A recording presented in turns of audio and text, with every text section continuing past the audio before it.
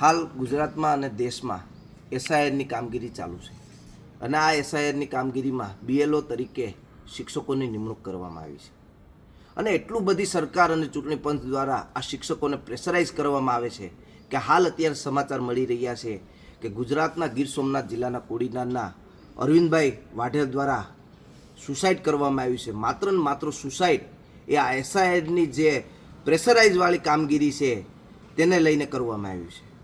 ત્યારે હું આ અરવિંદભાઈને શ્રદ્ધાંજલિ આપું છું અને એના પરિવારને દુઃખ સહન કરવા માટેની ભગવાન શક્તિ આપે એવી પ્રાર્થના કરું છું. સાથે સાથે સરકારને એક રિક્વેસ્ટ પણ કરું છું, આપણે હવે એ માણસને પાછા લાવી શકીએ એવી પરિસ્થિતિ તો નથી, પણ એના પરિવારને દુઃખમાં સહભાગી સરકાર બને અને સરકાર દ્વારા એના પરિવારને 1 કરોડની રાહત આપવામાં આવે એવી હું એક માંગ કરું છું. બીજો મુદ્દો છે કે જ્યારે ત્યારે કોઈ પણ સરકારી કામગીરી આવે ત્યારે માત્ર સરકારને શિક્ષકો જ દેખાય છે.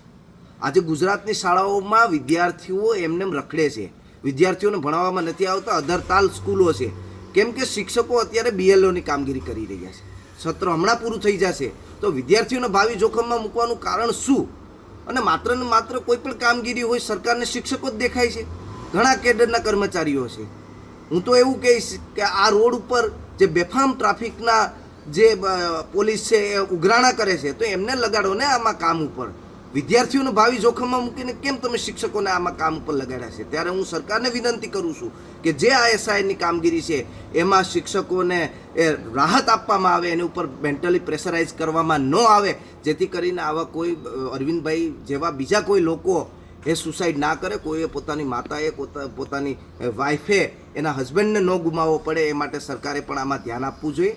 અને સરકારને હું વિનંતી કરું છું કે જે અરવિંદભાઈએ સુસાઇડ કર્યું છે એના પરિવારને 1 કરોડની રાહત આપવામાં આવે અને તેના ઘરમાંથી એના પરિવારમાંથી એક સરકારી નોકરીમાં લેવામાં આવે.